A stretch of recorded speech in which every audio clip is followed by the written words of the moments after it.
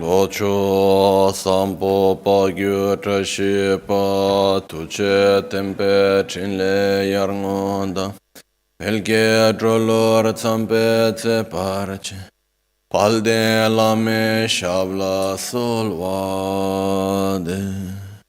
Omo a guru vajra dara sumati munisha sane karma Uta varda nishri badra varsa manya sarva siddhi hum Om guru vajra sumati munisha sane karma Uta varda nishri badra varsa manya sarva siddhi hum Om guru vajra dar sumati munisha sane karma Uta varda nishri badra varsa manya sarva siddhi hum Om guru vajra dar sumati munisha sane karma Uta varda nishri badra varsa manya sarva siddhi hum Om guru vajra dar sumati munisha sane karma Uta varda nishri badra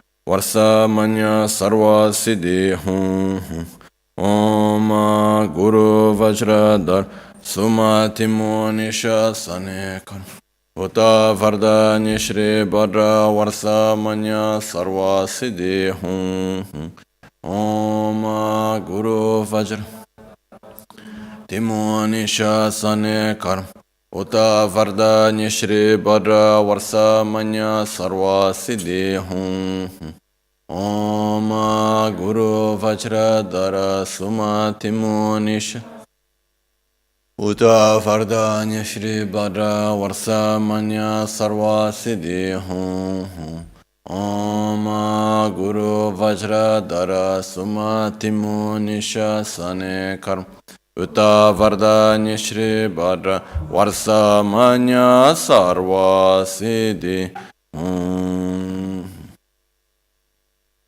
Dagi jetsun lama tuje che nyamda dala tuje siksu so Gebe shesan dala tendo so uyon sungi nawa tsedo so Sechi nyingne sowa debe tse dechen korlo visu lekshune Ila sambe dede malupa geme lungi drupra jingil Sonyi sodan dikdun shabe tse dungi namke yinsu lekshune Labchen tsonyi yonsu tsopa dan chira nyetun chawra jingil Chancho parge nyinsen tukun tu nyu peme siudru lekshun Chancho drube gegen kunshi shi tungen de la drubra jingil Dagi lona chola chopa dan chemi samjura ngenpa shiwa dan Chodan tumbe dudun malupa beme lungi drubra jingil Dorna tingne tsira tamche dan techi pardu nekaw tamche Rese kyamne lama kele me tukche chengi dala siksu so Gongav dewe nyamda dacha la jetsun lame tuje rabgongne Kuda sungi nawa dralme tu nyamsu nyongwe kesan tabrash Kewa kundu yanda lama dan drame cheki pela longchech Sada lamge yonte rabzon Dorje change kopa nyurtobo sho Pakyuke kudan dagi lu Pakyuke sundan dagi nga Pakyuke tukdan dagi yi Ten yerme chiktu jingi lu Makyuke kudan dagi lu Makyuke sundan dagi nga Makyuke tukdan dagi yi Ten yerme chiktu jingi lo Om muni muni maha muni shakyamuni soha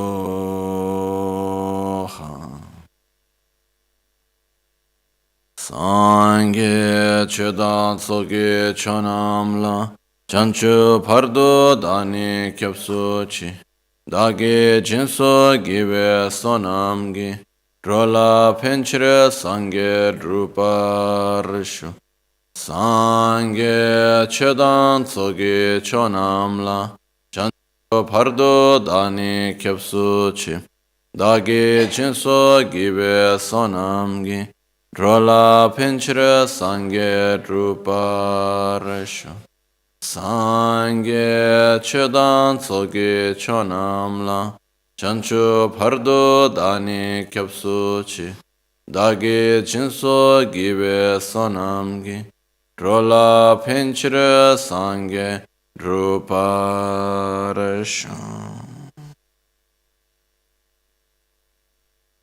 In the Buddha, Dharma, and Sangha, I take refuge unto enlightenment. Through the practice of generosity and the other perfections, may I attain Buddhahood for the benefit of all sentient beings. So,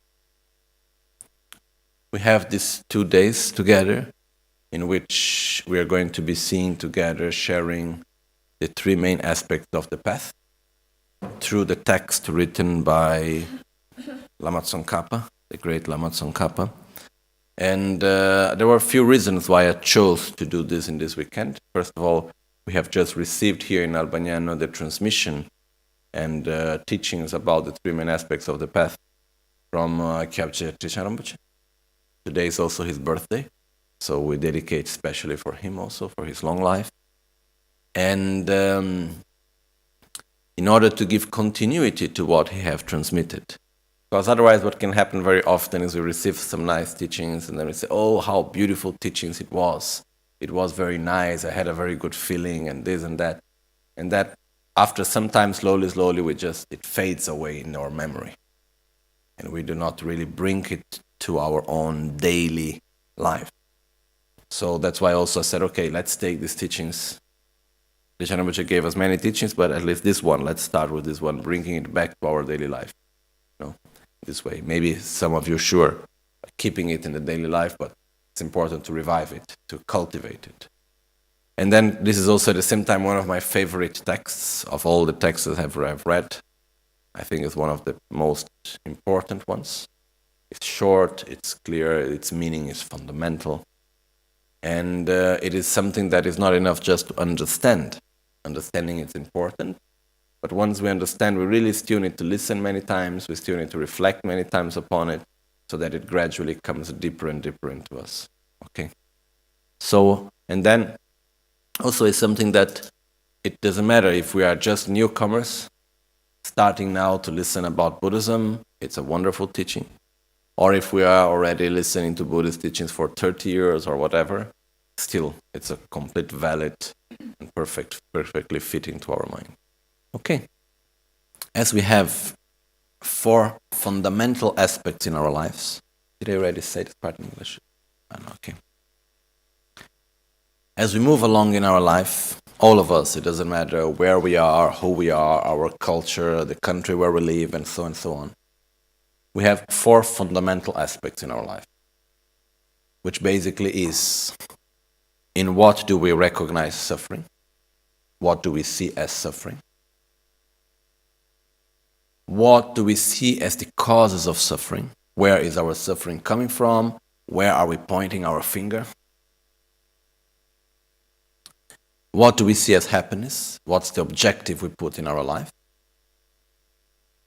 And the 4th aspect is, what do we believe we need to do in order to be happy, in order to reach this state? So, here we have all different types of things, and during our own life we change ideas. In one moment, suffering, I am suffering because I am weak, I'm suffering because I am poor, my suffering is the fact that I am ugly, or because I suffer because I am too beautiful. And then people don't look at my essence, they just look at my appearance, or whatever, okay? And so we have physical suffering, we have mental suffering, and we project the causes of the suffering in many different things. But this is normal life. This is what we all have. But it's very important for us to be able to look within ourselves and to recognize actually, where do I project my suffering? Where do I project the causes of my own suffering? Okay. It's something that is really important for us to do. With this comes the 3rd aspect, which is, well, is it possible to be without suffering, and what do I see as happiness? And then here we put our own objective. If I see that I suffer because I don't have enough money, I believe that in order to be happy, I need to have a lot of money. So what I will do, what's the fourth aspect, the path? What will be my path? Let's make money. I will work hard, I will gamble, I will steal, it doesn't matter, whatever way I will find out, in order to reach my goal, which is I must have money in order to be happy, because I believe that my suffering is coming from the lack of money. This is just one example. We can have hundreds and thousands of examples that we can do normally in our own lives. So these are four aspects that actually guide our life, they direct our life, which is basically what is suffering, where is suffering coming from, what is the state beyond suffering, and how to get to that state beyond suffering. Okay? And we all have this in our lives. If we really want to understand it, it's important for us to analyze it, to reflect upon it, not to reflect too much. Because sometimes there are people that they will start reflecting, okay, what do I see as suffering? Where do I see the cause of suffering? What do I see as happiness? What do I see as the path? And so on. And then you start reflecting. But then you do the reflection of the reflection and the reflection of the reflection of the reflection. And this you go on. And then finally you don't know really. You will get no final conclusion. So don't need to do that. It's more important to need to make a clear reflection. It's not going to happen in 5 minutes. It takes a long time, maybe less, who knows for each one, but normally that takes some time. No hurry, but we need to look carefully. And sometimes we don't know really what is our objective. Where do we project our happiness? Sometimes we don't have it clear. So in order to understand where at the present moment I am projecting my own happiness, we need to see where at the present moment I am investing my energy. Because wherever I put my energy is where I want to go. Simple as that. So, where do I put my energy? These four aspects are very important. And Buddha talked about them in this teachings called the Four Noble Truths, which we are not going to go into details right now, because today and tomorrow the teachings are about the fourth noble truth, which is the truth of the path. Okay, so three main aspects of the path regards the path to enlightenment. So, very briefly, first thing, suffering is not just the sensation of suffering. Suffering actually is the cycle of suffering in which we live. Even when we have the moments of pleasure, how wonderful that we have moments of pleasure. That's very nice. But what happened with it? After some time, we go down again to suffering. So, this up and down is part of the cycle. Basically, when we talk about the first noble truth, the truth of suffering, what we need to recognize is samsara itself. Samsara is a cycle. It's a cycle which is mainly made of three things: mental defilements, karma, action, and suffering, result. To understand it more in details, we need really to go through the 12 links of interdependence. But very briefly, we have three things. Mental defilements, which is ignorance, anger, attachment, desire, insatisfaction, fear, miserliness, pride, and so on, arrogance, and so on. With mental defilement, we do an action, because when we feel anger, for instance, or jealousy, and so on, are we able just to have the feeling and not act with it? Or we need to think something, at least. We move with our mind. Through the emotion, we have thoughts. So we do an action of mind. Then we speak. And then we act physically. So basically, from the emotions, from the negative emotions, from the mental defilements, we have action, karma.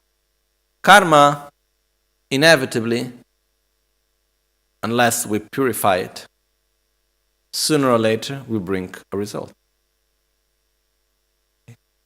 And when we experience a negative result, because it's coming from a negative action. It manifests as suffering. How do we react? With awareness that that's the result of a negative action I have done in the past, how good that it's extinguishing itself. Or we react with insatisfaction, with anger, with aversion, with another negative emotion.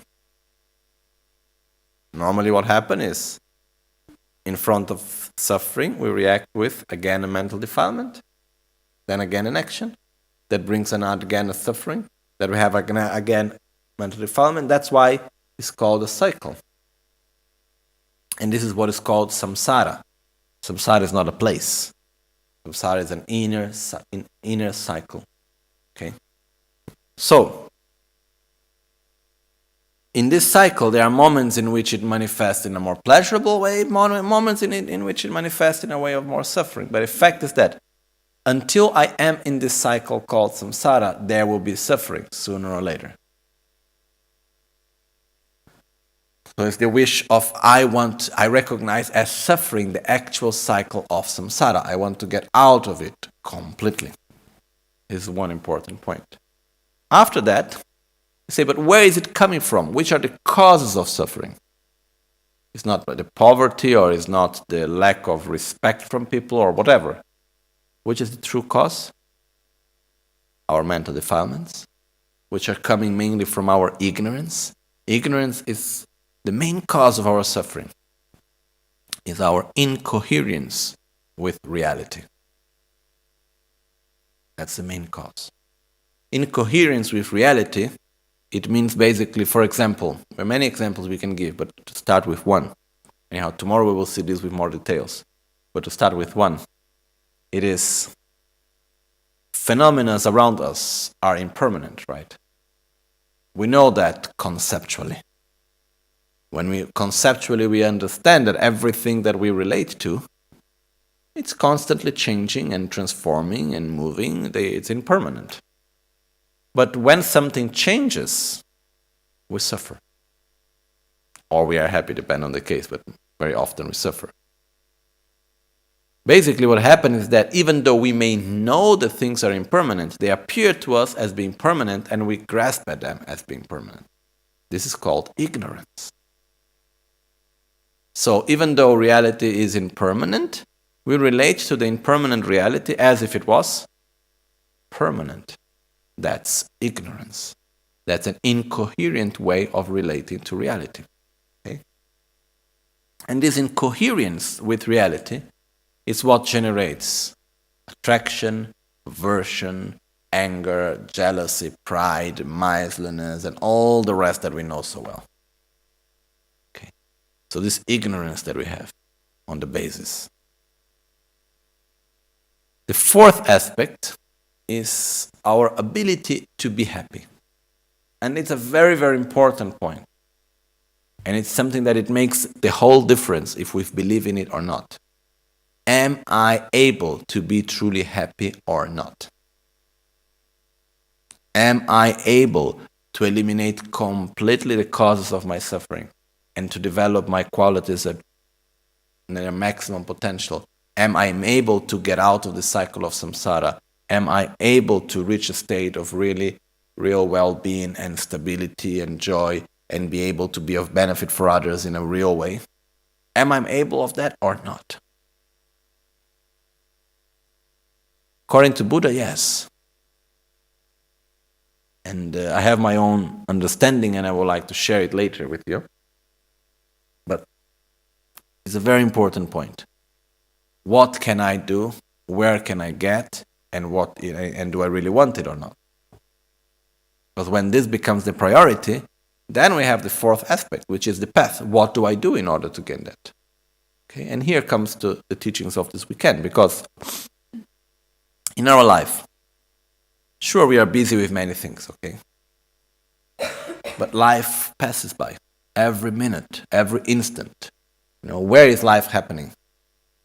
On every breath we take, on every heartbeat we have, every instant, that's where life is happening, right? Not somewhere, who knows where.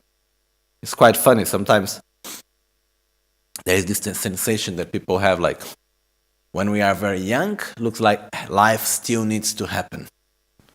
When we get older, life has already passed.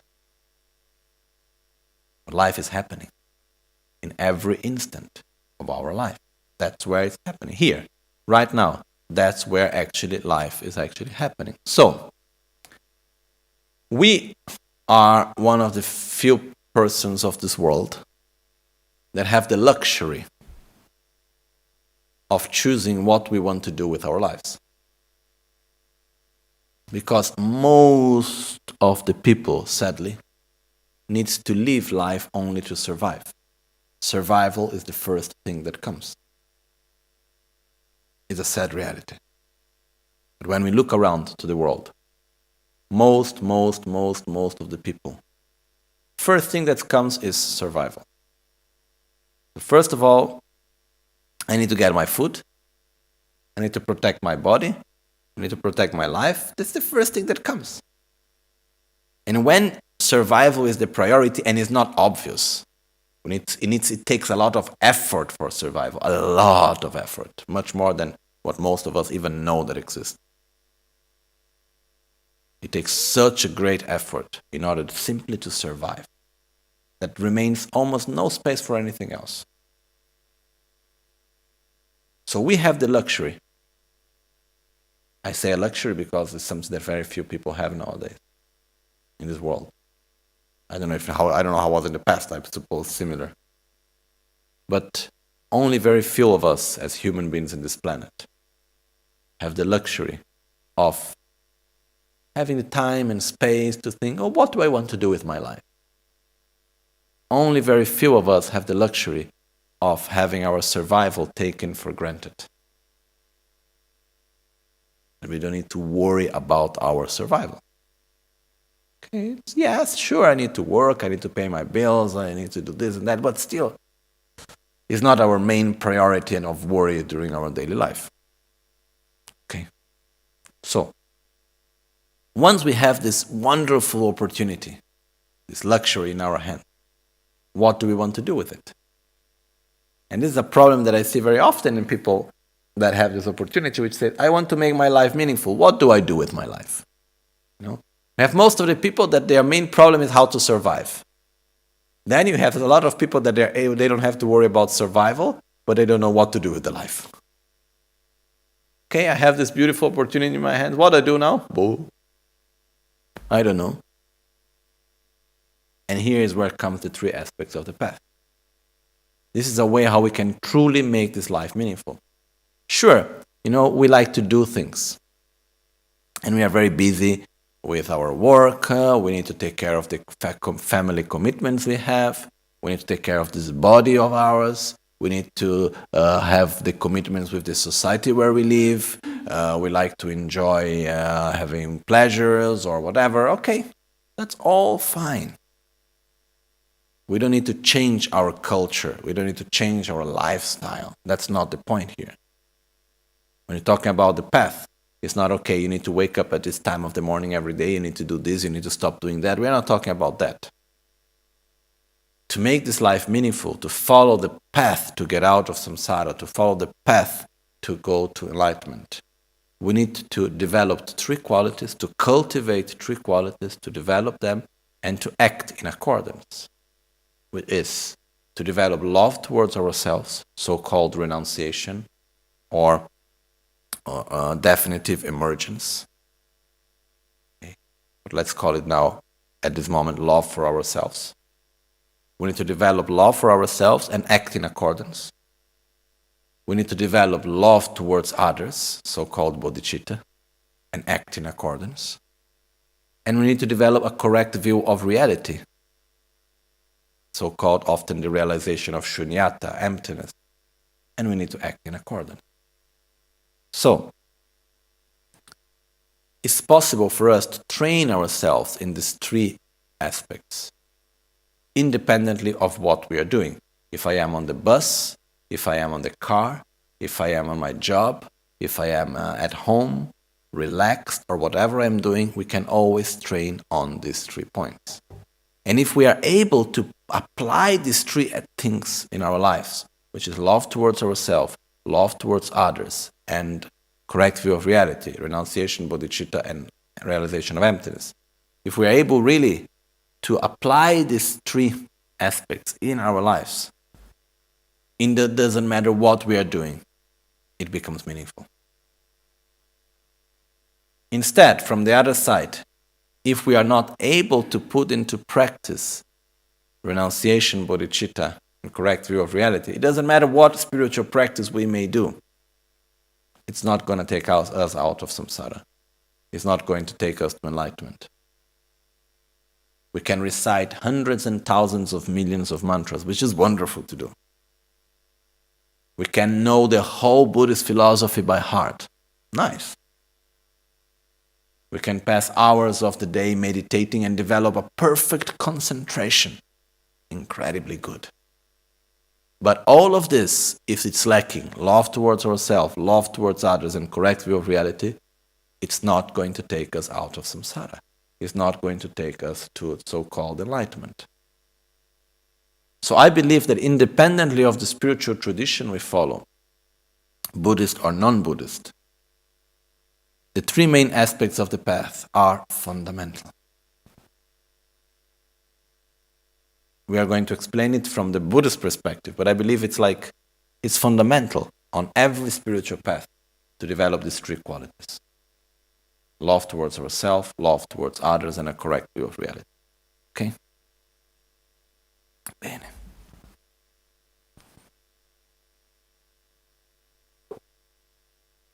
So that's what we are going to share in the today, tomorrow. To do it in details, it takes much, much longer. We can stay here months actually just reflecting and sharing and teaching all the different aspects. But we will go in a more brief manner, trying to divide time in a good way. Okay? So, as we go through the fourth aspect, which is making this life meaningful, what's the path to get free from suffering? What's the path to eliminate our own suffering, to eliminate samsara, to reach a state of well-being, of happiness, so-called enlightenment? We are extremely fortunate to have had the transmission of this by our masters and by Lama Tsongkhapa. I cite specifically Lama Tsongkhapa as the text that we have is coming from him, as he's the father of our lineage. And very often when something was already taught, it may look obvious. But until it's not shown, it's not obvious at all. So to take all Buddha's teachings are so vast.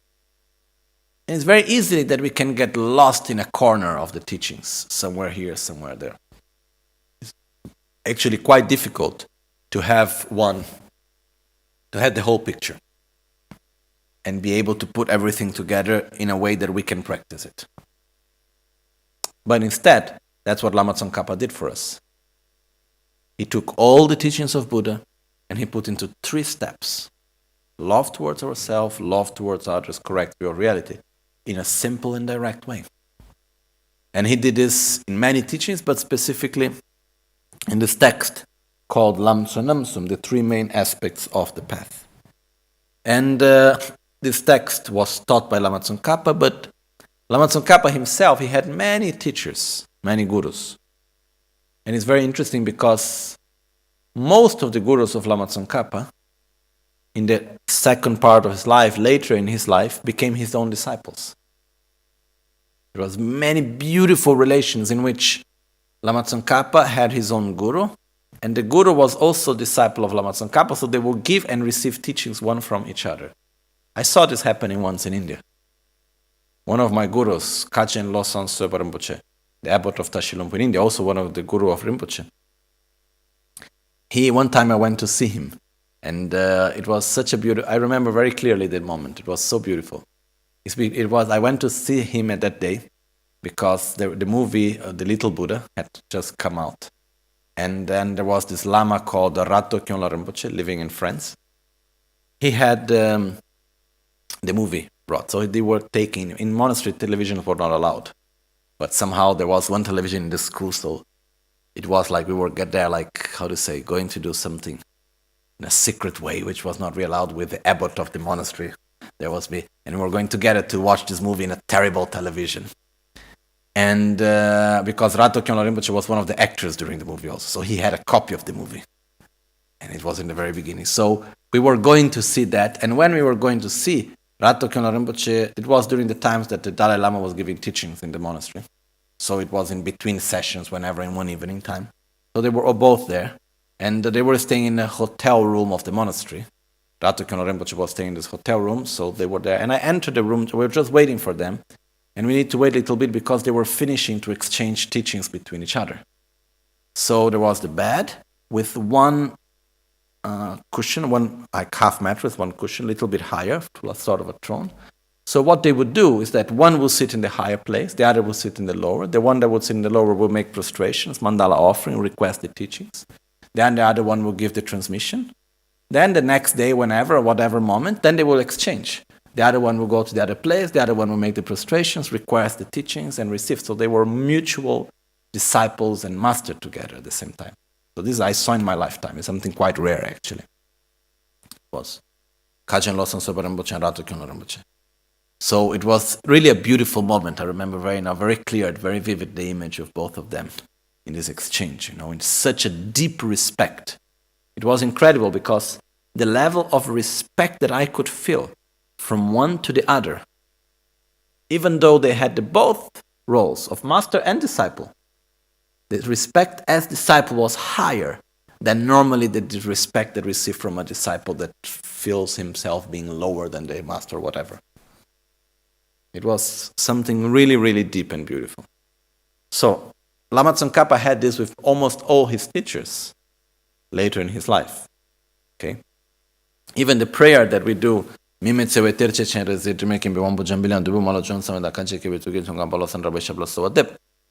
prayer request mantra of Lama Tsongkhapa, it was written actually by Lama Tsongkhapa himself, but it was not written as a request of blessings for himself. He wrote to his own guru, which, if I remember, was Jetsun Rendawa. So when he wrote to his guru the prayer, and he went there and he offered the prayer to his guru received and he said, I am not worth of this prayer. Who is the actual crown, the jewel of the crown of all the knowledge men of Tibet, of all the great scholars and the sages of Tibet, is you. So his guru wrote back the same prayer, changing the name and putting the name of Lama Tsongkhapa and offer it back to Lama Tsongkhapa. So, this is one example.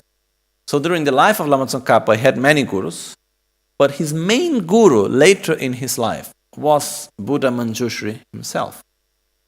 So one day Lama Tsongkhapa had a vision of Buddha Manjushri. There are many different types of visions. We can have visions like dream type of vision, like daydreaming type of vision, and then there is what's different types of visions, but one of them is called like a direct vision, which is when a person has a vision of something which is just like actually seeing a person physically.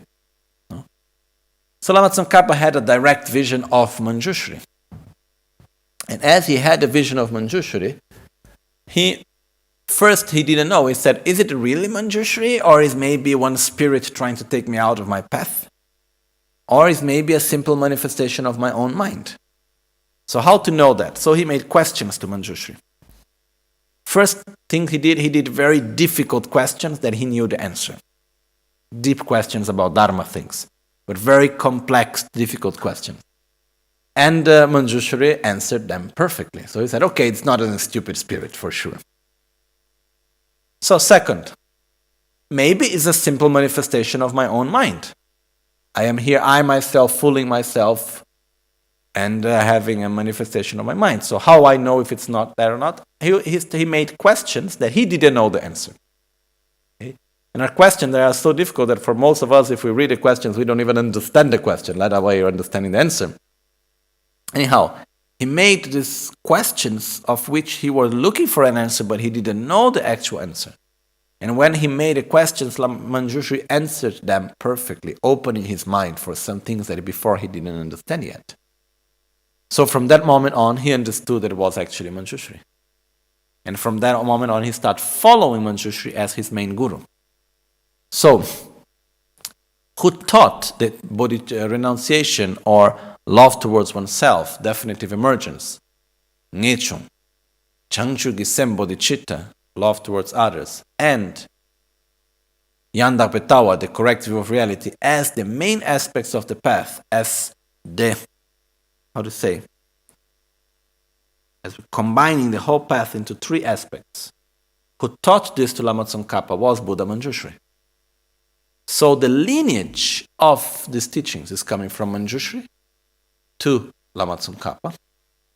From Lama Tsongkhapa coming to his many disciples. It was the first time this text was written to Tsakong Awantrak. And like this it went on from master to disciple until it reaches us nowadays here.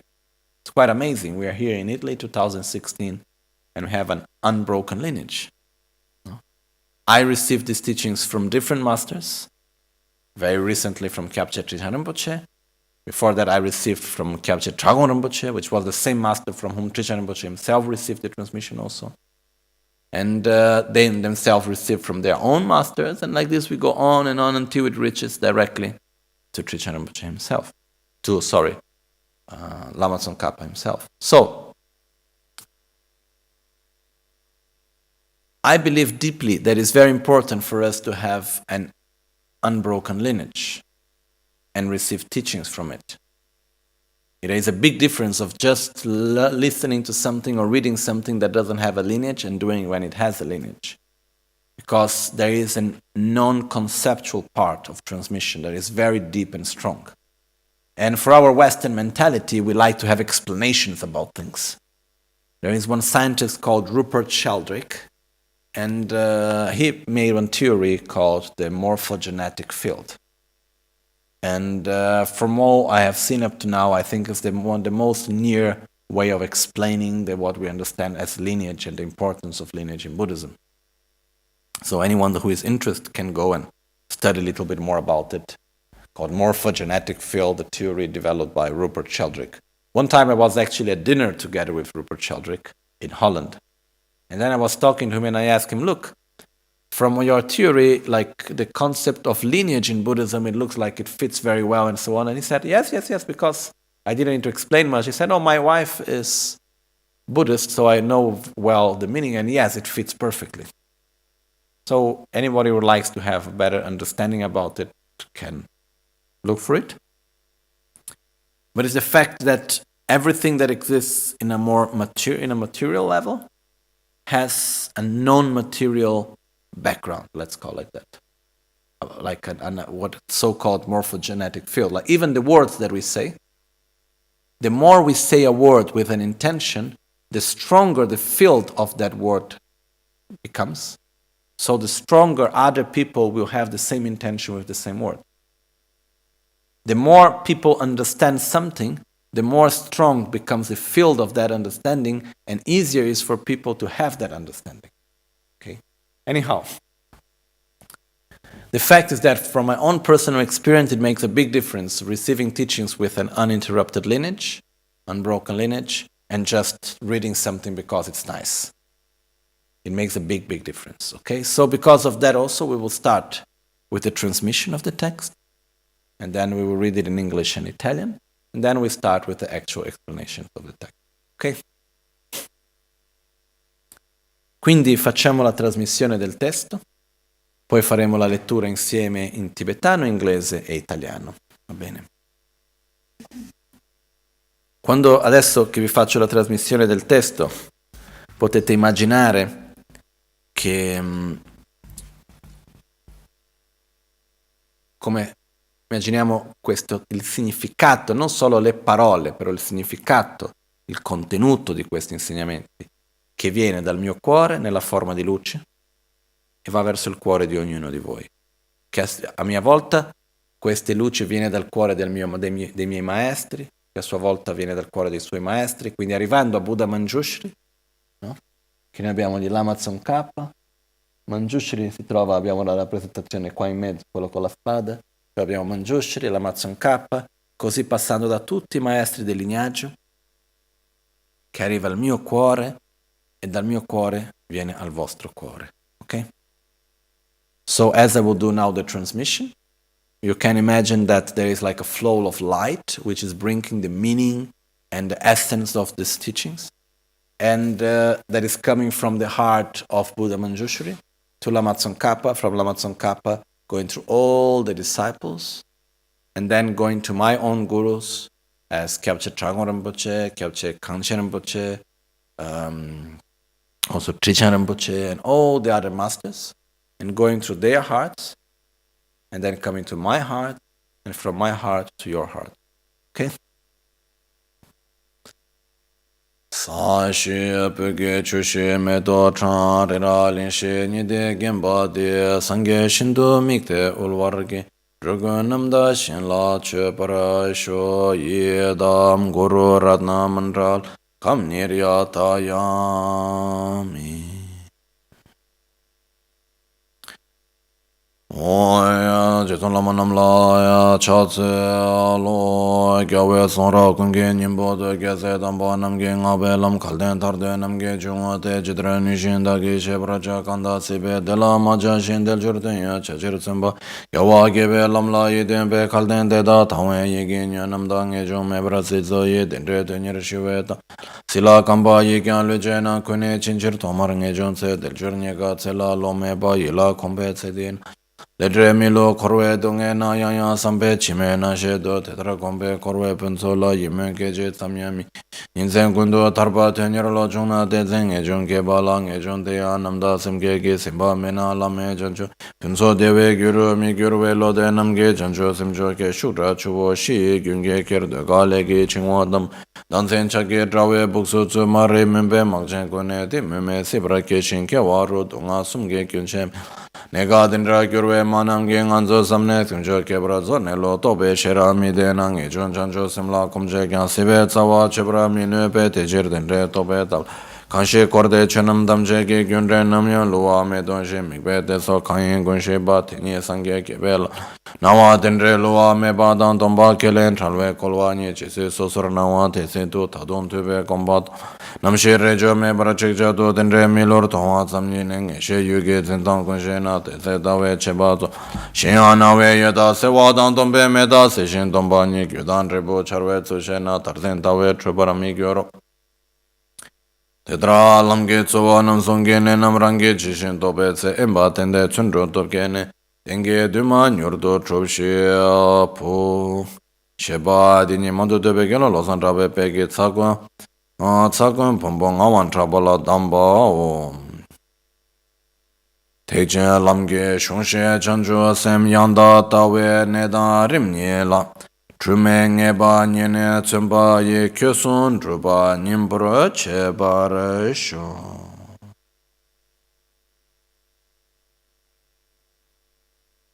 Sashi peke chushi me do chan rinavlin sheni de gemba de sangye shindu mikte orge drogo namda shinla chebrash yedam guru rana mandala kam niryata yami. Okay. I bow down to my perfect gurus. I shall try to explain as best as I can the essential meaning of the victorious one's teachings, the path praised by all the holy victors and their children, the gateway of the fortunate ones desiring liberation.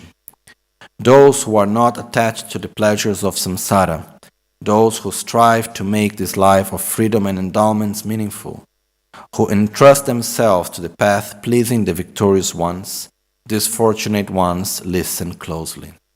Without a completely pure renunciation, there is no way to pacify the attachment that seeks pleasure and pleasure effects in the ocean of samsara. Also, by craving for cyclic existence, embodied beings are continuously bound. Therefore, seek renunciation from the very beginning. Freedom and endowments are difficult to find, and life is short. By gaining familiarity with this, attraction to appearances of this life is eliminated.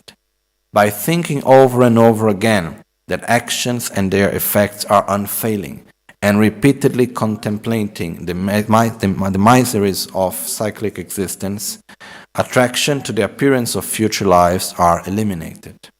When, by having trained in that way, there is no arising, not even for a second, of attraction for the excellences of cyclic existence, and day and night the intention seeking liberation arises, then the thought of renunciation has been generated. Even if renunciation has been developed, if one hasn't generated pure bodhicitta, it will not become the cause of the perfect joy of unsurpassed enlightenment. Therefore, the wise generate the supreme mind of enlightenment.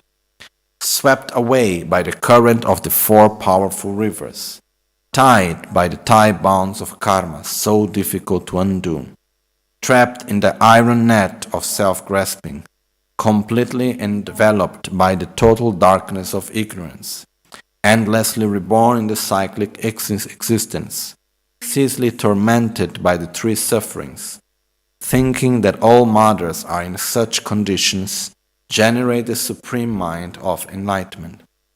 Without the wisdom realizing ultimate reality, even though you have generated renunciation and bodhicitta, it is not possible to cut the root cause of samsara.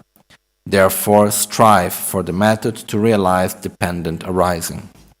Those who perceive the inevitable nature of cause and effect of all phenomena of samsara and nirvana totally destroy the grasping mind's object of perception, have at that time entered the path pleasing the Buddhas. As long as the two realizations of appearance, the infallibility of interdependence, and that of emptiness, the freedom from assertion, are considered separate, there is not yet the realization of the thought of the capable one. When these two realizations exist simultaneously without alternating, and merely seeing the infallibility of interdependence completely destroys the way all objects are apprehended as truly existent, then the analysis of the ultimate view is indeed complete. Furthermore, appearance eliminates the extreme of existence, and emptiness eliminates the extreme of non-existence. If you realize how emptiness manifests in the manner of cause and effect, then you will not be taken by wrong notions holding extreme views. In this way, when you have realized the crucial points of the three principal aspects of the path, seek solitude and generate the power of enthusiastic effort.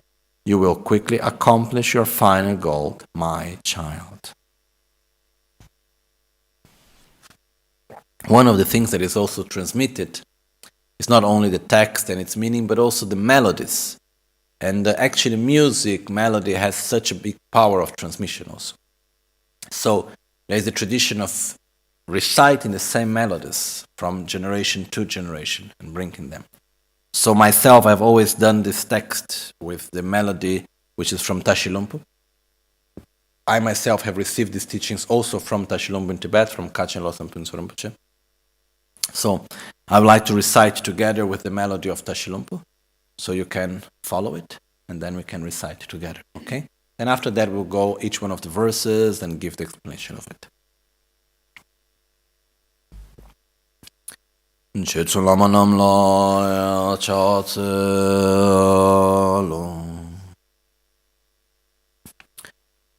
Gyalwe son rab kunge nyim po ten Gyase tampa nam gi nga pelam Kalden tarde nam ge chungote Jitra anushin dagi she paracha Kanda sipe de lama chashin Del jor teye chachir tempayi Gyalwa gepe lamla ye tempe Kalden te da tangwe iganye Namda nge chume brasi tsuyi Dendre tenyere shiwe tamela Sila kampa ikya luchenam Kune chinchir tomar nge chunse Del giorne katse la lome pam Ila compete di nascedo Lendre milu corve dungenam Ya sampe cime nascedo Te tara compe corve punzola Yim ke chi tsam yami ke shin Nien tsen kun tu tarpa tenyeralo Chun a te tsen e chun ke bala Ne chun te yanam da seman ke ki Simpa me na la me chan chubu ki Punto dewe gyuru mi gyuru we Lode namangi chan chu sem chu ke Shudra chu wo shi yi gyun gi ker De ka le gi ching wa tam pe tam Dan zin cha gi cha we buk su tsu Mari mun pe ma chen kun e ti Mun me si pa ke shin ke waru Dunga sum ge kyun che me paranar Ne ka din rar gyur me manam kin Ngan tsu sam ne sem cho ke parat Ne lo to pe shera mi dena Ne chun chan chu sem la kom che kyam Si pe tsa wa che para mi nu pe Te chir ten re to pe tabla be Kanshi korde chunam tam che ki Gyönre nam ya luwa me tong shin Mi pe te so kanyi kun shi pa Teni sangye gepe lam la shu Na wa tendre luwa me padang Tompa kelen chalwe kolwani Chi si so sor nang wa te si atu Ta dun tu pe gompa topa men Nam shire cho me bara chik charatu Tendre mi lur tong wa tsamanyane Nge she yu gi zin da kun shin te tse ta we che ba zo pa la shen yan na we ye ta se la wa dang tom pe me ta se la shin tom pa ni gyu dan re bu char we tsu she nam tar zin ta we tru par mi gyu rom te tara lam ge tso wo nam son kim ne nam rang ge chi shin to pe tse Emba tende tsundru toba kyanen tengi duma nyurto trobshepun tekchen lam ge shun shin chan chu sem Yanda ta we ne da rim ni la Trul me nge ba nye ne tsum pa yi Kyo son dru pa ning po che bara shon. So, this spiritual friend, this Kalyana Mitra, this Gewe Shinyan, it's so important for us to rely correctly upon our spiritual guide. Because this is the basis for our path. Basically, making it simple, it's like we are blind. We cannot see by ourselves. Because we don't have enough knowledge. We try to be happy from my many lives. We are trying to be happy. But we are just running around and getting to the same place. That's where we are, okay? Maybe we get a little bit more left, more right, more up, more down, but finally we are always around the same place. Because we don't know. We cannot see what we cannot see. So we need someone that has his eyes already open, that can take our hand and show us what is the path. This is what's called the spiritual friend, the spiritual guide, the virtuous friend, the guru. Okay? So,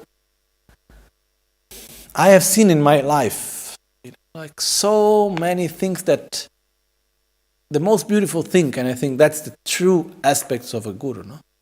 Is when based on his words, based on his actions, based on his presence, based on his example, is able to open ourselves, open our mind, open our eyes, to see something differently of what we used to see before, to see something that we were not able to see before, and then to guide us on this path.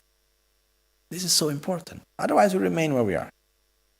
To rely upon the guru is not the meaning of losing completely our own identity and losing completely our own, free will, and suddenly say, okay, I am at your hands, do whatever you want, and that's not the meaning. The meaning is I have my free will, and what I want is to reach enlightenment, what I want is to develop myself, what I want is to make this life meaningful. But I need help. And I rely myself upon you. I take refuge in you. Please help me on this path. This is actually very, very important. And this makes me remember, very often when I explain this, it makes me always remember a friend of ours that already passed away, which her name was Patrizia Beninca, from the center in Milan. And when she was young, she told me once that, before I used to give this example without saying the name, now she already passed away, so it's a bit different. So when she was young, she was actually married before to one important Italian rock singer.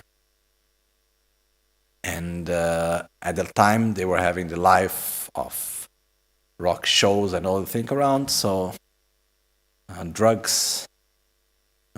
So at the time, she got addicted to heroin. And after that, she wanted to get, cleaned from the addiction she had. And she found one place which was in Canada. There was one community which was for people to get rehabilitated from their addiction, clean from their addiction. So what happened was that she went to this community. She was able to get completely clean from her addiction. But what happened was that in order to be able to be accepted within this community, you needed to make the request. So people who were already in the community were around 200 people. They would sit like in a half circle. The person that was requesting to enter would sit in front of everyone and then would make the request, I want to come in. Please accept me. And the person needed to say why. So she was telling me, she was there first explaining in a very intellectual way, I am here because I am addicted to heroin, I want to stop that, that's not good for me, blah, blah, blah, blah, blah, blah. And then what happened was that they would just answer, we don't feel you. Until everyone from the community would accept you, the person in the community, until that didn't happen, the person could not go in. So what happened basically, like for her, it took like 2.5 hours, something like this, I don't remember exactly. But she would say, like in the beginning, it was conceptual explanation, and after some point she starts crying. And it was something so deep until her ego was completely in the floor. And she was really deeply asking for help. Then they accepted her. And she said that was fundamental for her to be able to follow the path that came after that, which was so difficult. I'm not saying it's exactly the same, but in a similar way, to rely upon someone, to ask truly for help, it's not simple, it's not obvious. That's why it's a process that we cultivate through our spiritual path. It's not something immediate. So as we go through this path, we need gradually to really to cultivate the wish to follow the path to enlightenment, and then we ask for help on that path. Because there is a big difference in having someone, there is a person that I like, I respect, I like his or her company, and all of that is wonderful and beautiful, but that's it.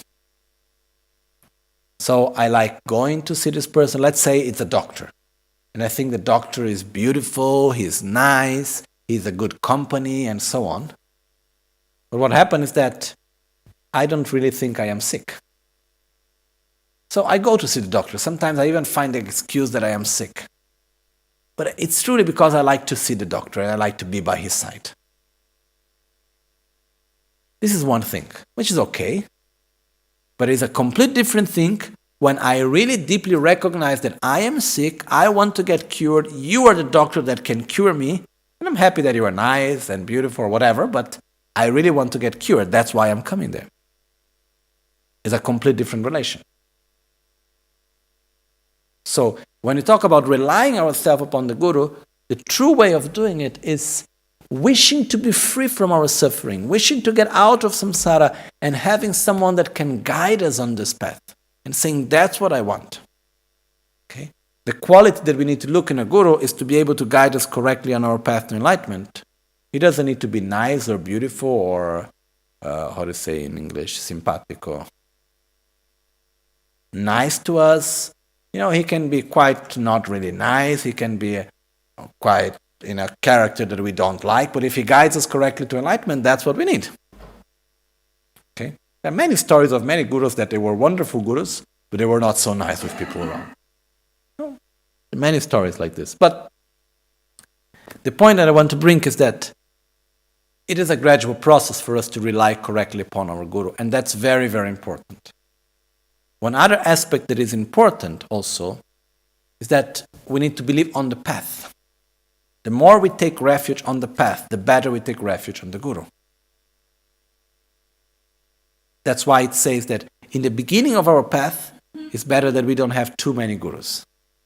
Because we do not take enough refuge on the path, we are not stable enough on the path, so we project all our things on the other person in front of us. then we start creating conflict between the gurus, and then we have problem within ourselves. But when we are more stable on our path, the more gurus we have, the better it is. Like Lama Tsongkhapa, he had more than 100 gurus. So, it's very important for us really to understand, to be stable on the path, to understand that the guru is the one that guides us on the path to enlightenment, and then we really need this help because that's what we really want. It's something that we generate gradually on time. Another important thing is to have gratitude. And gratitude is not, we are never going to be able to have gratitude towards our guru if we don't have gratitude towards our parents, we don't have gratitude towards our teachers, those that have helped us during our life. For example, the parents. It becomes somehow a delicate subject very often in the West. You'll say, oh, how can I have gratitude towards my parents? Look what they did to me. Okay, sure. Most of our parents, they are people such as us, with their ignorance, their jealousy, pride, miserliness, and all the rest as we have too. And they have their qualities and they have their defects. So they are not perfect. But if not for other things, when we were a little child, as soon as we were born, could we survive only by ourselves? No. If today we get sick and someone is taking care of us, giving us food, and really saving our life, are we grateful to that person? Yes. But we have already been through that. And there was our father or mother taking care of us and saving our life, taking care of us in all the ways. So, it's very important for us to feel gratitude for what we receive, gratitude for what we get. The fact that maybe the person we have traumas because the way how our father or mother did this or did that and they are not perfect, okay, this is another subject.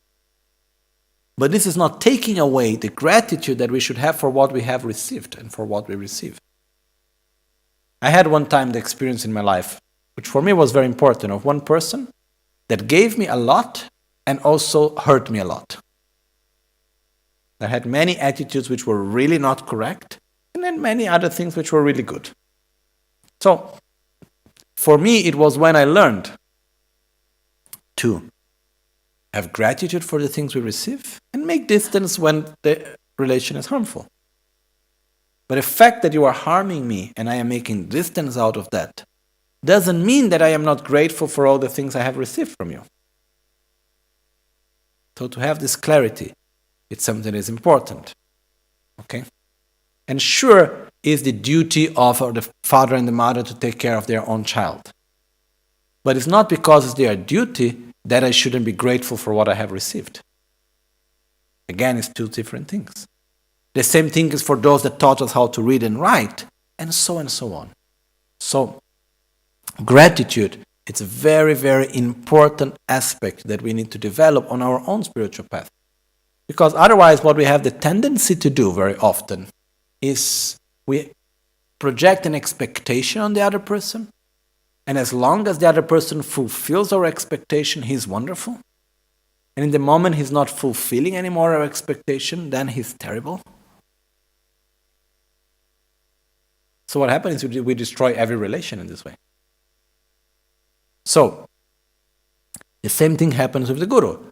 When we have this habit, the guru is wonderful until he does what we think he should do, he acts in the way we think he should act, and he manifests in the way how we think he should manifest, and so on, then he's wonderful.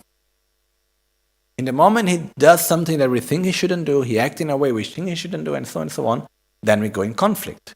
Because we have the tendency, if we see one thing wrong, we think that all the rest is wrong, and we are not able to have trust anymore.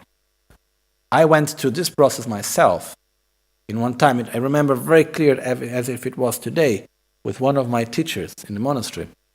And one day he asked me something which it didn't fit in my mind, and I thought it was wrong. Nothing too serious, but something that it really didn't fit in my mind.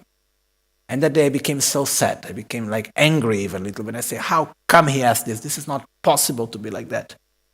And it was a period, it lasted 1 month in my life that I was writing poems. And I even wrote one poem that day, which was a very sad poem, And then the fact is that I learned at that with that experience. First of all, it's my projection. How I expect him to be and what I expect he should do, he should or he shouldn't do. And I get hurt because he's not being what I expect him to be. That's what I experience. This is one thing. Together with that, it came the fact of this doesn't take out all the rest that I have received and all the rest that I am receiving and all the rest that it means for me. So it was so important for me at that experience to make the distinction between the things. So it's important for us to cultivate gratitude, to cultivate respect. And if we have gratitude towards the people in our life, daily life, then we can have respect and gratitude towards our gurus. Otherwise, it's not going to come truly. Okay. So all of this and much more is inside. I bow down to my perfect gurus. I bow down to the venerable gurus. Okay. I prostrate to my venerable gurus. This is going all inside that verse because it's bringing us the fact that on our path, it's the basis of our path. Even when we go to see the gradual path to enlightenment, the teachings of Lamrim, the main subject is divided into first steps. First step, how to rely correctly upon the Guru. Second, once having relied correctly upon the Guru, how to follow the path. And then starts all the different aspects of the path. Same thing here. First, bow down to the Guru. Rely correctly upon the Guru. Second, how to follow the path. So this is how it goes. Okay? So this is something that is deeply important for us to remember, to cultivate, and start with the simple things in our life, which is generating gratitude for everyone around us. Starting from our parents, to our teachers, and everyone else. And then we can have gratitude towards the Guru, and then it becomes a much more stable relation as we go on with it. And the one who has received benefit is us, no one else. Stop now for lunch.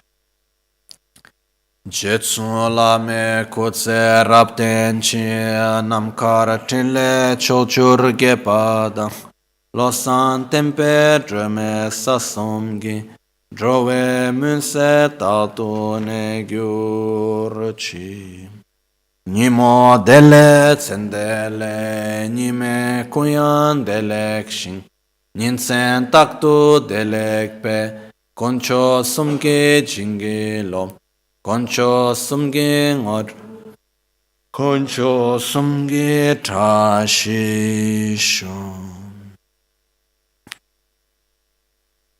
At dawn or dusk, at night or midday, may the three jewels grant us their blessings. May they help us to achieve all realizations and sprinkle the path of our lives with various signs of auspiciousness. Omahun Tembalame Sangye Rinpoche, Kyobalame Tamcho Rinpoche, Trembalame Gendu Rinpoche, Kyamne Kuncho Sumla Chepa, Locho Sampo Pagyo Treshipa, Tuche Tembe Tinle Yarmo, Pegye Drulo Zambe Zebra Che, Panden Lame Shela Chepa, Omo Ahum, Omo Ahum, Ah. So we come back at 3:30. Then this afternoon we will look renunciation, tomorrow morning bodhicitta, tomorrow afternoon corrective of reality.